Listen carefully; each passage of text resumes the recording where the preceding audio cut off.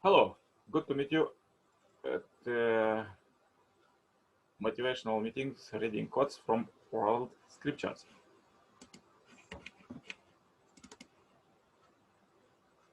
Today topic warning about hell. Rivalry and worldly increase distracts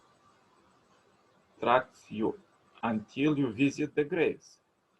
Nay, but you will come to know. Again, you will come to know. Would you that knew with certainty of mind? For you will behold hell fire. Indeed, you will behold with the true vision. Then on that day you will be asked concerning pleasure. Very interesting quote.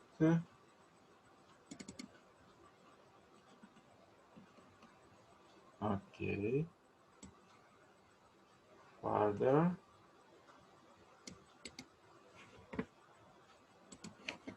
There was a rich man who was clothed in purple and fine linen, and who feasted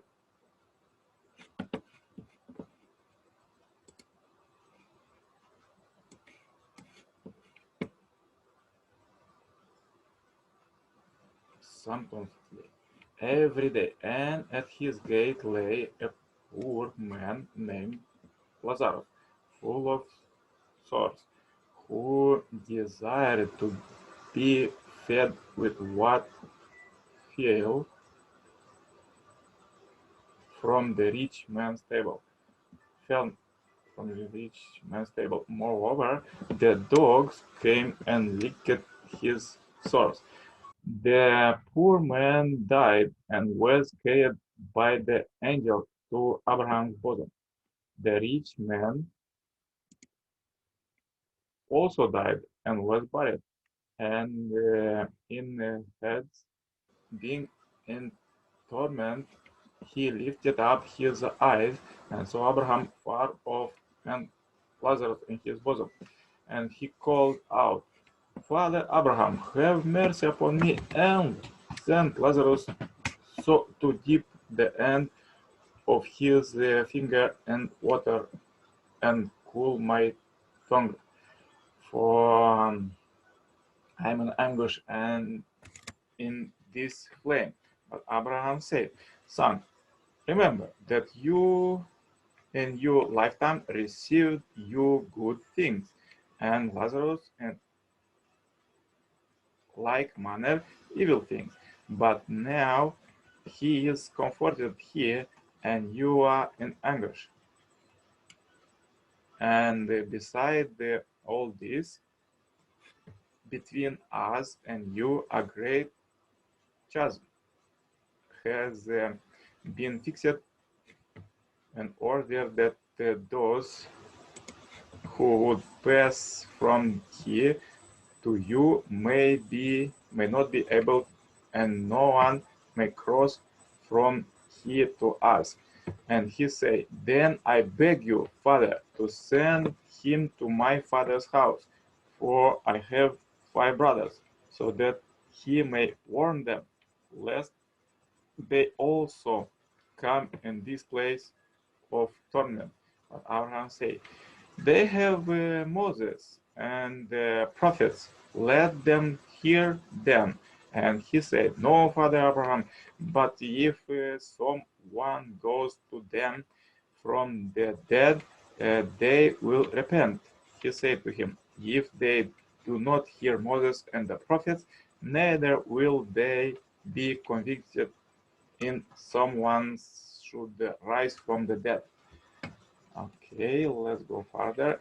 Another quote. In the garden of the city of Songqing, there one lived a man by the name of Fan Ki, who led a wicked life.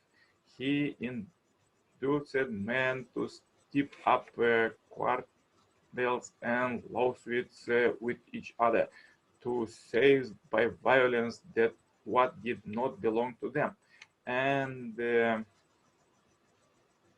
to dishonor other men's wives and daughters.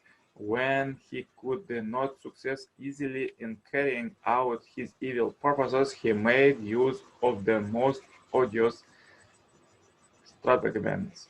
One day he died suddenly, but came back to life 24 hours afterwards and bade his wife gather together their relatives and neighbors. When all were assembled, he told them that he had seen the king of the dark realm, who said to him, "Here that did receive punishment for their deeds of evil.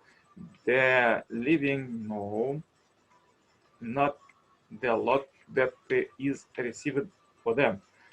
They must be thrown into the bed of coal whose heat is in proportion to the extent of their crimes and to the harm they have done their fellows." The assembled company listened to this report as to the words of a feverish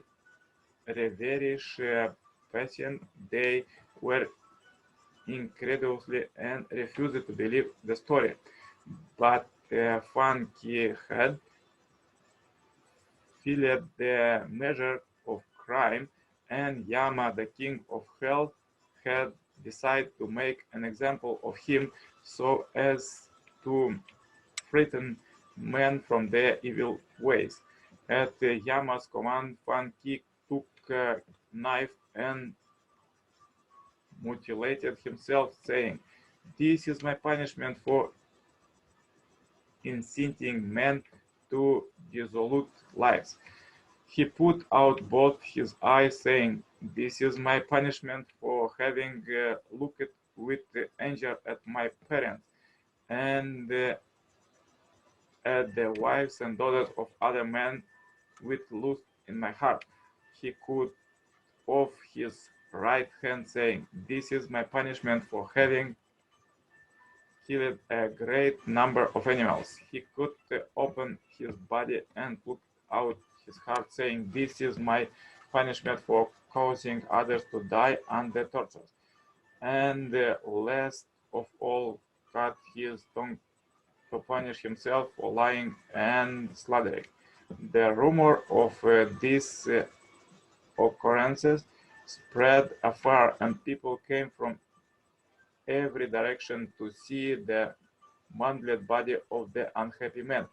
His wife and children were overcome with grief and shame, and closed the door to keep out the curious crowd. But Funky, still living by the order of Yama, said in inarticulate, inarticulate sounds, "I have but executed the command of the king of hell, who wants to my punishment to serve as a warning to others. What right have you to prevent them from seeing me?" For 6 days the wicked man rolled upon the ground in the most horrible agonies, and at the end of that time he died. So strong quotes. Let's read further quotes from the second coming Messiah, Reverend Son Milmon. People can never escape from hell. Without help, they are trapped there forever. Yet, do you realize that your own mother, father, and relatives will likely end up going to hell? You vaguely think that things will somehow work out. However, the reality is that your beloved parents and relatives are headed for hell. And this life, if they should go to prison, wouldn't you cry out desperately and do whatever it takes to free them? Yet truly, your own children, parents, siblings, and kinfolk are bound for an eternal prison from which there is no escape. If you really knew that, wouldn't you feel desperate to save them? This means you are not certain whatever or not hell truly exists. You might think that it probably exists, but you really do not know what it's like. Now you may be uncertain, but once you die, you will know for sure.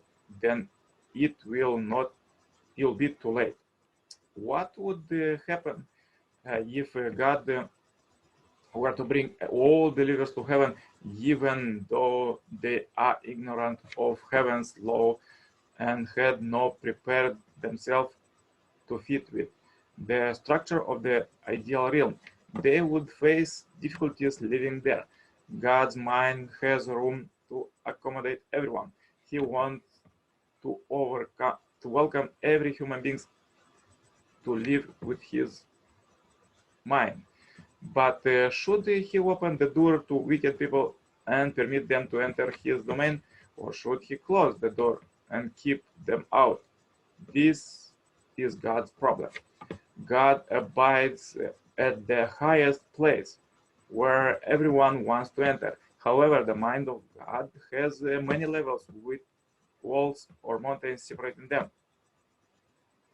This is the reality of the spirit world. There are many different levels, each walled off from the next.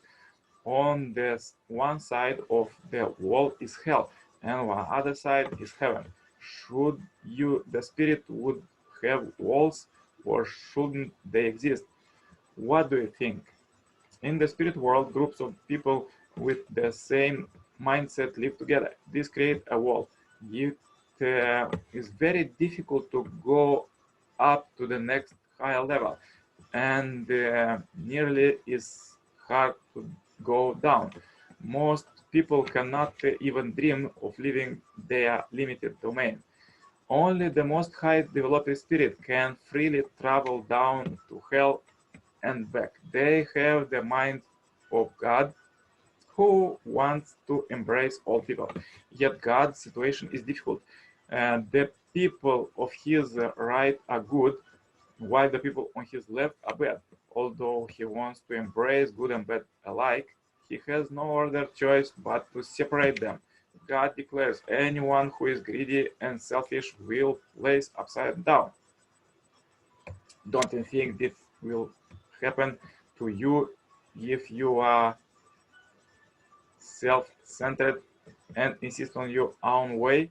Self-centered people think nothing of trampling and beating up others as they scramble to reach the top. They would push away the good people and leave them in misery.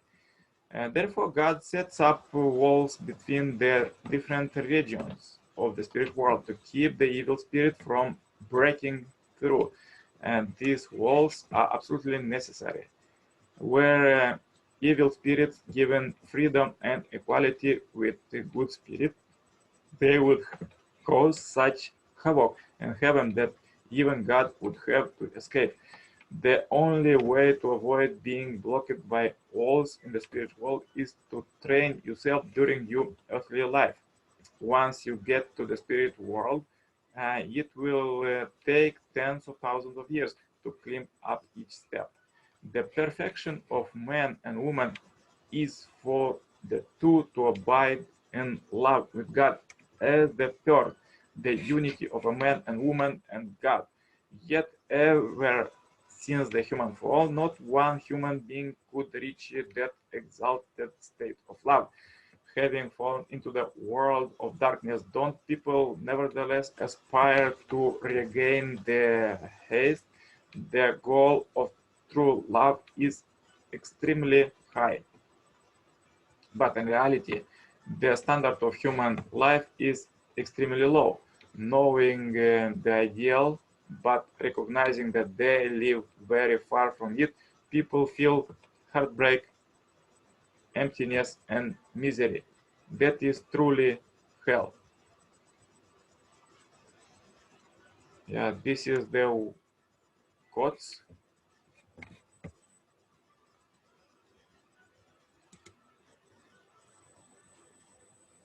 If you have difficulties and don't know what to do, please watch one more time. this video, and it will help you to clarify the mind. Wish you a great blessed day today. Please don't forget to make morning exercise. Stay happy, healthy. Contact me anytime for consultation or cooperation. See you tomorrow, same time, same place. All the best. Bye bye.